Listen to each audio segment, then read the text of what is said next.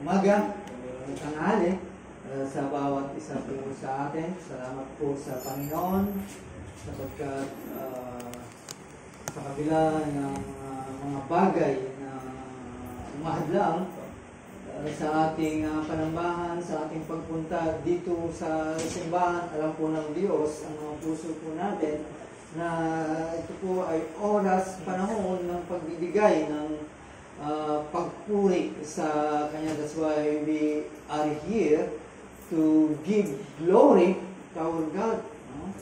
Yan po yung ating bit-bit at dala-dala po natin sa araw po ito. And now, sa ating pagpapatuloy, sa ating part 2 ng ating topic, which is the mystery, the unsearchable riches of Christ. And last week, the key, yung pinaka-susi para mabuksan at makita po natin ang mga kayamanan na nakatago sa mga unbeliever, sa mga hindi pa mananampalataya. Ito po ay nakatago sa kanila, but for us, ay ito po ay hayag na po sa atin. That's why the key is the humility, yung pagpapakumbaba. Without this character, ay hindi po natin makikita ang mga kayamanan ito, di ba? Kaya nung tayo ay tinawag ng ating Panginoon na nanatili po tayo sa ating kalalagayan, kung saan tayo po ay makasalanan, at sa pagpapakumbaba po natin sa harapan ng Diyos, hinayag ang kayamanan po yun, which is si Kristo ang kayamanan. It's a blessing na tayo po ay kinasiyahan po ng Diyos sa mga ganung bagay. Kaya ating text is in chapter 3 verse 8, which is ito po ay nabasa na po, at muli ay babasahin po natin. Ang sabi po ng chapter 3 verse 8, again, King James muli para this nabasa na kanina sa ESV. In verse 8 in chapter 3 ng Ephesians, unto me who am less than the least of all saints, in this grace given that I should preach among the Gentiles the unsearchable riches of Christ. Para sa ating mga hintil po ito, yung kayamanan ni Kristo. But ito po yung text po ng ating theme, ang ating pagbubulay-bulayan in 2 Corinthians chapter 8 verse 9, ating buksan, ating Bible. Ang sabi po dito, for ye know the grace of our Lord Jesus Christ, that though He was rich, yet for your sakes He became poor, that He through His poverty might be rich. Tayo po ay manalangin. Salamat po muli po Diyos sa oras po ito. Pakabanilin namin po muli ang iyong mga anak at sa aming pagharap sa oras po ito Diyos. At muli tatamasa po muli kami ng kayamanan ng salita mo po Diyos. Naway lahat ng mga sagabal ay pauwiin niyo po ito. At hayaan niyo po Diyos na ang salita mo ay umabot hanggang sa aming kaibuturan, hanggang sa aming mga buto, Panginoon, ay maabot po ng salita mo, higit po sa lahat ng aming mga puso. Kaya salamat po, Panginoon, sa kayamanan po ng salita mo. Ito po aming dalangin sa pangalan po ni Jesus. Amen. Okay, kaya sa ating pag-aaral nung nakaraan, sabi ko nga, humility is the necessary, kailangan para ma-experience po natin yung the unsearchable riches that are ours in Christ. Merong kayamanan na nakatago para sa atin na kay Kristo. That's why in 1 Peter chapter 1 verse 5, chapter 5 verse 5, sabi po dito, likewise, ye younger, submit yourselves unto the elder. Yea, of all you be subject one to another, and be clothed with humility. For God resisted the proud and giveth grace to the humble. Okay? So, pag-aaralan po muli natin yung kayamanan na kay Kristo. Ay, yung kayamanan, alam naman po natin, lahat po ito ay inaasam ng mga tao. Right?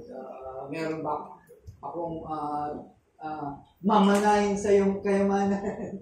Kahit wala kang mamanahin sa akin, kundi kayamanan na utang. Okay? Yun yung mga hinahabol natin minsan. No?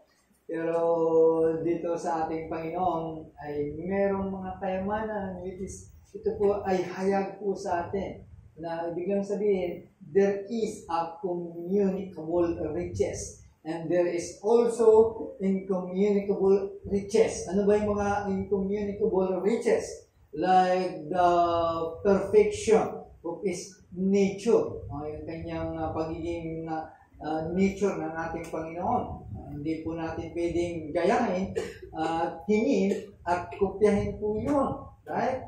Yung gilos, yung works of His hand. Hindi rin natin pwedeng hingin po ito.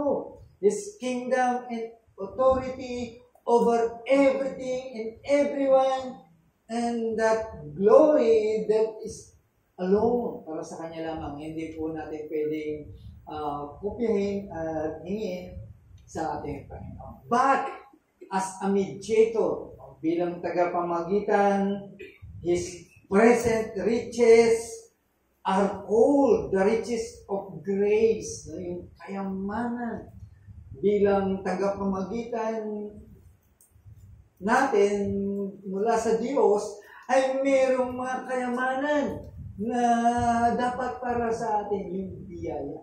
The more banggitin mo na ng lahat ng klase ng kayamanan about His grace ay mapapasa atin po yun. Until His future grace ay mapapasa atin po yun. Kaya nga may mga inheritances na pag-aari ng mga hinirang ng Diyos. Meron kayong kayamanan na inyong minana. At ito po ay pag-aari po ninyo bilang hinira ng Diyos. Ano yun? That's are called the riches of glory. Yan po ay kayamanan kung saan ay mapapasa atin. That's are the riches of communicable. Right? Na mapapasa atin. Kaya abangan po natin kung ano po yung mga kayamanan po ito. Kala po natin. Kayamanan kung saan magiging prosper po tayo in everything. Pero yung magiging prosper ka, spiritual thing, ay kayamanan po yun. Hindi pwedeng pantayan po yun. Versus material na kayamanan. Right? Bilang mga Kristiyano, hindi na natin hinahabol po yun. Right? Ang hinahabol po natin, that's why we are seeking, nagpapakasipag po tayo para yung kayamanan na ito ay mapasa atin. Right? Kaya being seeker of these things, ay ito po ay pinagpapagalan. It takes works para mapasa atin po ito. Hindi ito basta-basta na lang mapapasa iyo automatically, kundi ito ay ating pinaghihirapan. Kaya nga marami po tayong mga bagay na ginagawa. Di ba? Lahat po yun ay binigay po ng Diyos para makita po natin ang mga kayamanan po ito. Unang kayamanan na meron ang ating Panginoon, yung walang katapusang kabutihan sa iyo, sa atin, lalo na sa mga hindi pa mananampalataya. The rich, Christ is rich in goodness. Imagine, no? Yung kayamanan po ito, hanggat nabubuhay ka, tinatamasa mo ang kabutihan po ng ating Panginoon. Kaya nga, in Romans chapter 2, verse 4, ang sabi po dito, or despise it thou the riches of His goodness and forbearance and long-suffering, not knowing that the goodness of God leadeth thee to repentance. Kaya nga ang ating Panginoon ay nagpapahaba ang kanyang forbearance, ang kanyang long suffering, hanggang sa ikaw ay dumating at makita mo na ang iyong kalalagayan ay kalunos-lunos sa harapan ng Diyos. At ang biyaya pong ito dumating sa atin, mga nauna na, ay yung pagsisisi. Right? Without that, hindi po natin magagawa po ito. Ang tunay na pagsisisi. Maaaring magsisisi ka dahil baka natakot ka lang na maparusahan, kaya ka nagsisisi. Pero itong pagsisisi po ito ay tulay po ito para makamtan po natin ang mga bagay na pinatawad po ng Diyos, lalo na yung penalty of sin, yung kaparusahan ng kasalanan, lahat po yun. At ito po ay dinala po tayo ng Diyos. God leaded us to repentance. Kaya tayo po ay nananalangin sa mga ibang tao, mga kamag-anak at mga mahal po natin sa buhay, ay sila po ay tumungo sa pagsisisi. So, paano natin makikita ang kabutihan po ng Diyos? Tandaan po natin, mga kapatid, both the loose, no, sa mga hindi pa nakamit ng kaligtasan, at sa inyo, lahat po yan, tayo ay tumatanggap po tayo ng kabutihan ni Kristo. Right? Bakit kasama po yung mga hindi pa mananampalataya, of course, na nararamdaman po nila, na tinatamasa po nila yung mga bagay na tinatanganan nila ngayon, yung lamig ng hangin, yung init ng araw, lahat po yan ay parehas po natin tinatamasa po yan. Ang mga bagay na ini-enjoy mo bilang Kristiyano at hindi Kristiyano, lahat po yan ay kabutihan po ng Diyos. Diba? Sabay natin nararanasan ang mga magagandang bagay. But in our this verse, yung context po nito is Apostle Paul is dealing with the sure impending judgment of God. That's why si Paul he anticipates that this will object, no? Na yung mga makasalanan ay, of course, they cannot escape the judgment of God. Right? Hindi nila matatakasan kung ano man yung judgment or any the punishment. Okay? Sa buhay kong ito, and yet, even they are prospered. No? Kahit sila ay pinagyayaman, okay? Lahat ng mga bagay ay nasa kanila. Pero still, yung judgment ay kakamtan din po rin nila. Kahit na sa judgment ka na, still, nakikinabang ka pa rin sa kabutihan ng ating Panginoon. But for us, bilang mga Kristiyano, ay wala na yung judgment. Mas lamang po tayo sa mga wala pa kay Kristo. That's why we are sharing the gospel to them para at least maranasan din nila, especially sa mga mahal po natin sa buhay. Di ba? Hindi naman natin pwedeng tayo na lang magtatamasa mo. Although, tinatamasan nila yung common grace, pero dapat malaman din po nila na meron palang special grace sa bawat isa. At yun ang hindi po nila alam. Diba?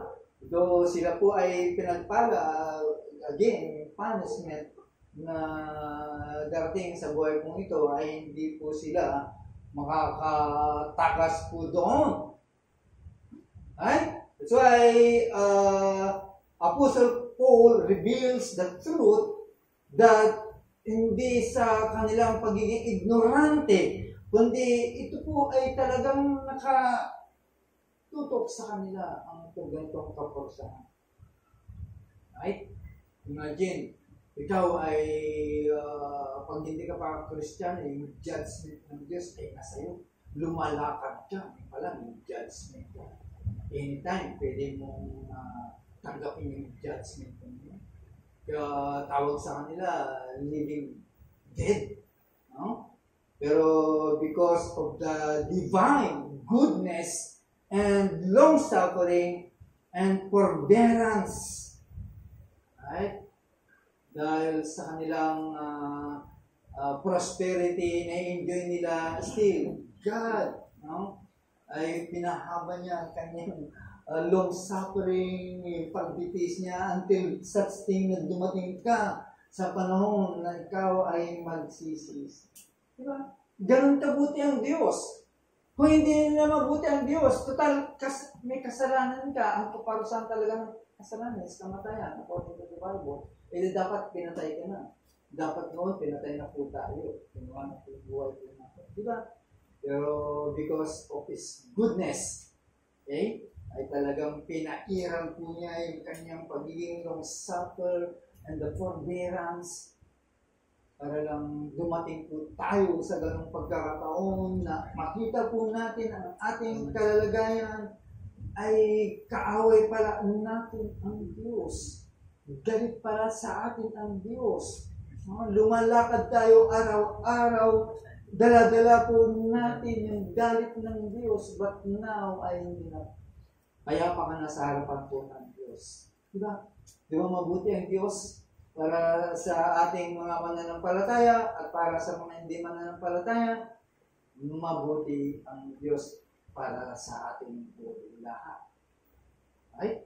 But for the elect, o sa mga pinili, ay talagang ini-enjoy po natin yung kayamanan, ng kabutihan po ng Diyos.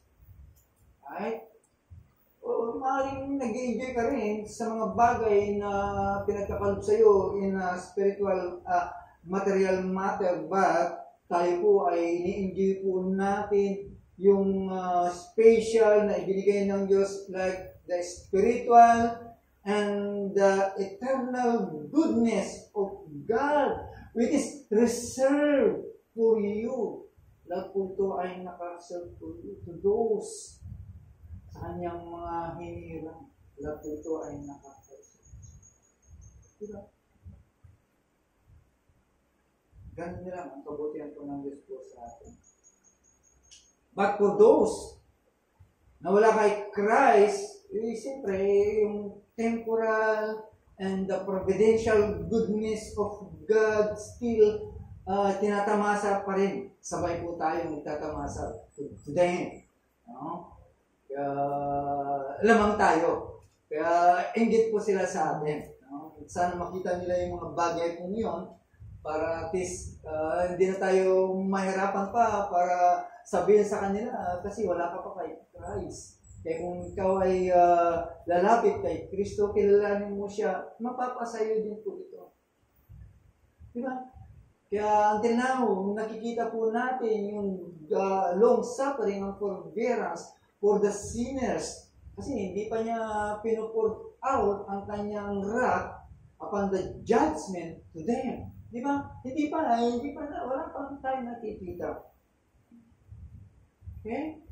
Pero still, no, ay ipinapakita po niya, no, kaya nga sa text natin kanina, na ang pangako ng Diyos sa mga kumikilala sa Kanya ay talagang merong buhay na walang hanggan at alam na po natin po yun. Hindi na po natin tatamasahin ko ano man yung pending judgment na darating. But still, pinaalalahanan pa rin po tayo that we should enjoy these riches na nakareserve para sa atin. No? Kaya patuloy ang panawagan sa mga kaluluwa na hindi pa kilala kay Kristo at umaasa po tayo sa effectual call ng Banal na Espiritu At alam naman po natin, this effectual call cannot be resisted. Kaya pilit po natin ipinapangaral para sa kanila. Di ba? Hindi po natin ipinagkakait ang mga bagay po nito because we know as a believer, alam po natin kung ano ang mangyayari po sa kanya. Still, that's why His goodness ay hindi natatapos until hindi dumarating yung judgment po niya. Di ba? Sa mga talagang pinili, of course, mararanasan po nila yung kabutihan po talaga ng ating Panginoon. Okay? Yung providential goodness ng ating Panginoon ay still sa buhay po natin ay lagi po niyang isinusupply para sa atin. Both spiritual and physical. Di ba? Naranasan niyo na ba yung physical? Of course. Di ba? Lalo na sa spiritual na bagay. Ibig sabihin, he is still sustaining yung kanyang sustaining power during affliction, during nagkumit ka ng kasalanan, ay nakakamit po natin ang ating kapatawaran. Di ba? Yun yung riches ng ating Panginoon. If you are burden of sin, ay nararanasan po natin. Di ba? Even yung strength against Satan ay nandoon po ang kabutihan po ng Panginoon. In times of temptation, and kailangan po natin ng deliverance, still, nandoon po yun. And hindi lamang po yun, the divine refreshment ay nasa atin. What are those? The Word of God. Di ba? Hindi lamang po yun, the Word of God, even the fellowship with His people. Yun po yung sustaining grace. Yan po yung tinatawag ng iba na divine refreshment of God. Diba? At po yun ay tinatamasa po natin bilang mga Kristiyano. That's why the goodness of Christ is something that can be tested. Now, buksan po natin Psalms 34 verse 8.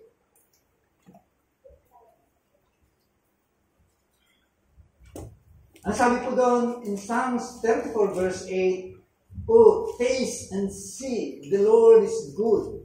Blessed is the man that trusted in Him." Now, the word taste in Greek word is tauang, or tamang, right? And can be used to taste or to perceive. So, taste is to recognize the goodness of God. Yun po yung ibig sabihin po noon. You have to recognize the goodness of God. No? Ibig sabihin, all the divine persons in the Godhead are good. The Father is good, that He has provided good things for you and for us. He has made them good promises and gives them good gifts to you. Right? Even the Son is good. He is the good shepherd. Wrote the good work of redemption by laying down His life for you, for His sheep. He is a good, great high priest. Yan ang kabutihan po ng ating Panginoon. Right? Ibig sabihin, as a priest, He speaks a good word on our behalf in the court of heaven. The Spirit is good because He works the good work of redemption in the hearts of God's elect. Kumikilos ang banal na Espiritu sa puso mo natin. What are those? He give you some good gifts. He reveals good things to you. Diba? Maraming pinapakita ng banal na Espiritu, bagamat ito ang kanyang magtrabaho. Okay? That's why the psalmist, that those who have tasted God's salvations are capable of tasting or recognizing how good the Lord is. Diba? Nakikita po natin kung gaano mabuti ang Diyos sa buhay po natin. Hindi tayo pinababayaan. Patuloy na kumikilos, patuloy na hinuhubog ka ng Diyos para sa Kanyang maging kamukha ng ating Panginoon. Right?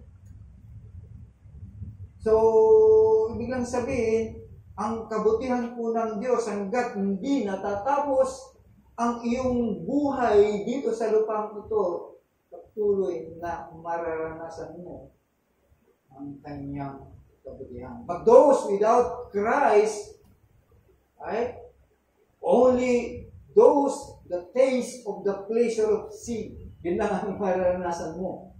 No? Ma-recognize mo lang kung ano yung kasarapan ng kasalanan na iyong ginawa. Ito yung nalalasap mo na mabuti para sa iyo.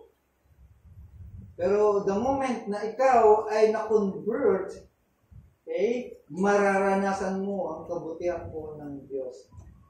Those who have received saving grace and knowledge of the goodness of God in Christ now live on it. Ipamuhay mo ito at tulad ng tinatawag na hangin, testing on. Ibig sabihin, masarap para sa iyo. At ito ay nagpapalakas, nagbibigay ng nourishment para sa iyo. The goodness of Christ extend to all generation. Imagine yung kanyang kabutihan hanggang sa next generation. Okay? Kaya nga sabi ng Psalms 105 verse 5, For the Lord is good, His mercy is everlasting, and His truth endureth to all generations. It means Christ's grace is everlasting, forever and ending, eternal. Okay? Kaya kung naalala po niyo yung kantang There is a Fountain, no? There is a fountain filled. Kung maalala po yung kanta po. Ha? Hindi mauubusan ang kabutihan po ng Diyos sa atin. Number 2, Christ is rich in wisdom and knowledge. Mayaman ang ating Panginoon sa kaalaman at talinuhan. In Colossians chapter 2 verse 3, in whom are hid all the treasures of wisdom and knowledge. Right? Biglang sabihin, yung unsearchable riches of Christ ay makikita po natin para sa mga ligtas ay open na po para sa iyo. Talagang naka-close lang talaga sa mga unsaved. Kaya nga alam po natin kung gaano kawise ang ating Panginoon. Christ is the all-wise God, omniscient, knowing all things about all people and all things. As our mediator, He possesses all wisdom and understanding. Okay? Kaya itong verse na binasa po natin, it takes a full of truth and grace that those who abide in Christ, that Christ is the fountain from which those who know Him obtain all of this treasure and wisdom and knowledge. Lahat ito ay para sa iyo. Makikita po natin ang mga kayamanan na meron po na ating Panginoon. But this knowledge and wisdom of Christ are hid from unbelievers. Nakatago pa ito. But revealed to the humble. At ipapakita po ito the moment na ikaw ay magpapakumbaba sa harapan ng Diyos. Kaya nga ito yung nasusi. Ito yung pinaka-key. This humility. Para mabuksan ang kayamanan kong ito. still hid. These treasures of Christ's wisdoms are hidden from those whom the Father does not want them to reveal, and revealed to those to whom it pleases Him to reveal Him. Pinapakita po ito sa mga tao na gusto niyang pakitaan. So, ibig sabihin, talagang meron siyang itinangi na kaluluwa para ma-reveal ang kayamanan po. So, number 3, Christ still also rich in glory. Now, in Ephesians chapter 1, verse 18, basahin po natin.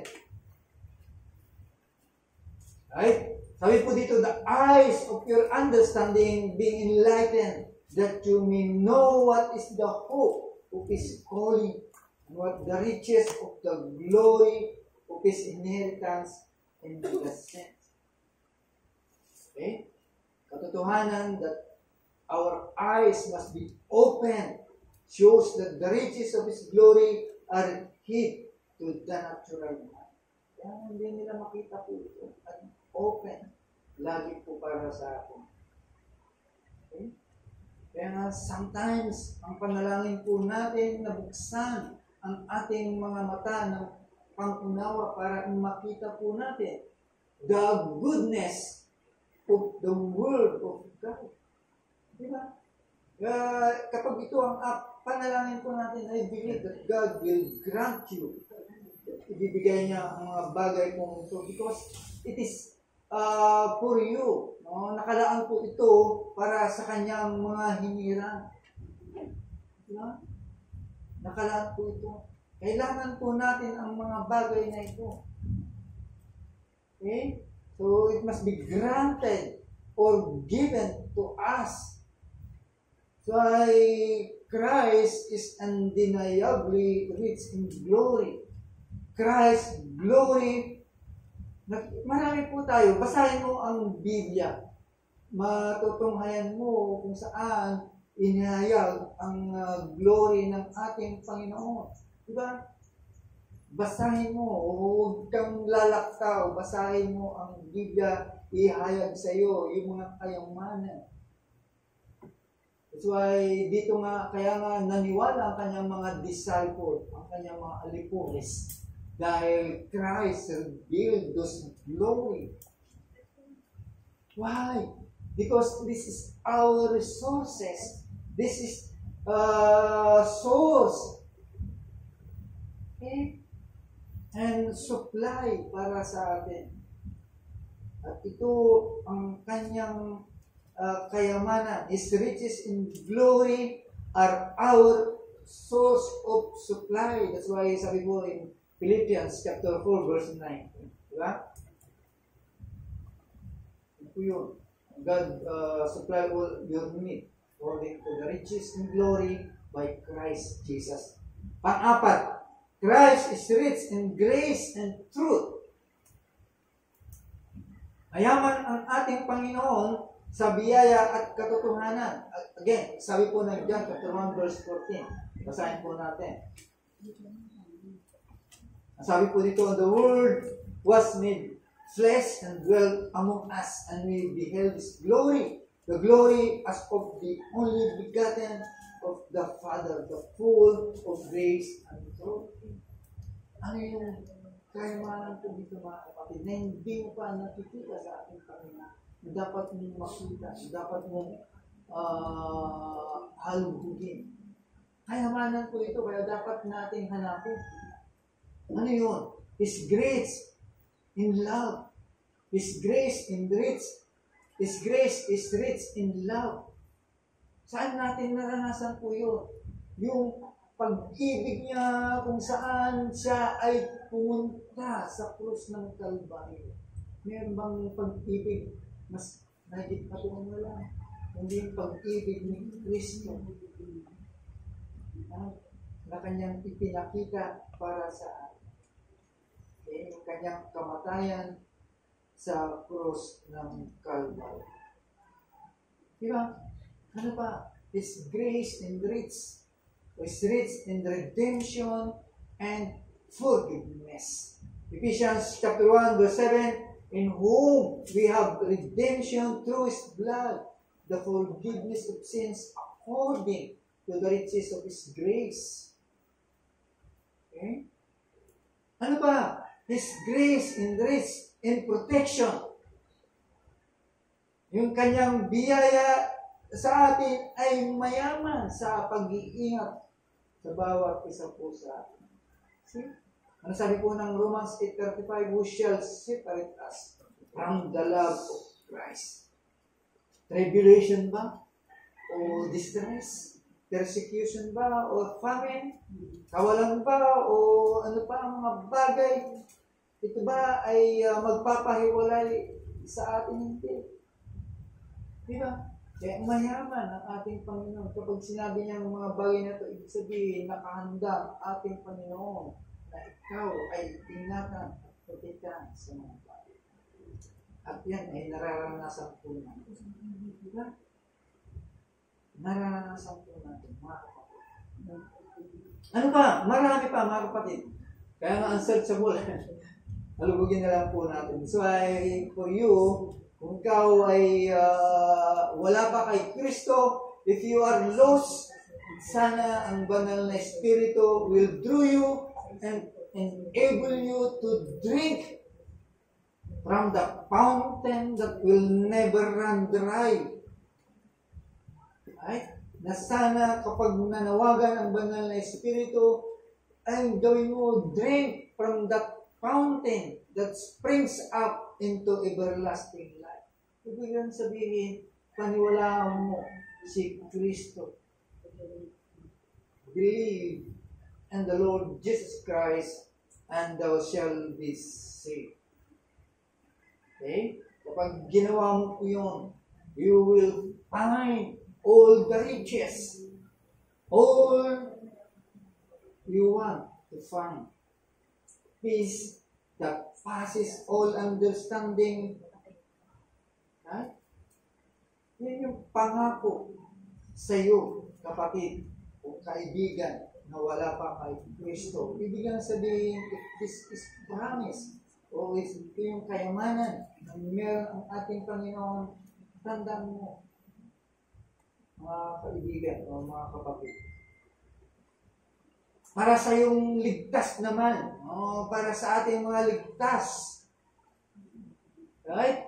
Sana patuloy po natin that we have faithfully searched for the unsearchable riches of the Lord Jesus Christ.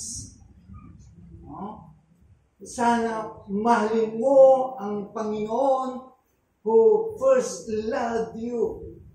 Mahalin mo siya na siyang nagmahal sa iyo una, paglingkuran mo siya na nagbigay sa iyo ng buhay, ibinigay niya ang kanyang buhay bilang ransom sa iyong mga kasalanan. Sana pagtiwalaan mo siya sa lahat ng bagay. Tumingin ka sa Kanya. Look to Him for the strength and provision. Hope in Him and abide in Him. Patuloy po natin na lumimog sa ating Panginoon. Tayo po manalangin. Salamat po Diyos sa munting kayamanan na aming natunghayan sa umaga po ito. Sa aming munti, pero para sa ni Lord, this is rich na saan ay hindi po namin kayang tanganan. Ay, salamat po Diyos sa patuloy na pagbubukas mo sa mga kayamanan po nito. Maaaring may mga bagay pa kami na hindi po namin nabubuksan.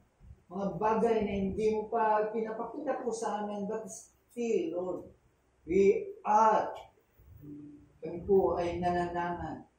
We are longing for that riches na nakatago pa para sa amin po, Diyos. Lalo na po, Panginoon, sa mga wala pa kay Kristo. Ang susi ay magpakumbaba sila sa iyo at harapin kung sino ikaw sa kanilang mga buhay. Maraming salamat po, Panginoon, sa mensahe po nito. Naway namnamin po namin ang mga katotohanan na at pangako ng pag-aaral po namin po.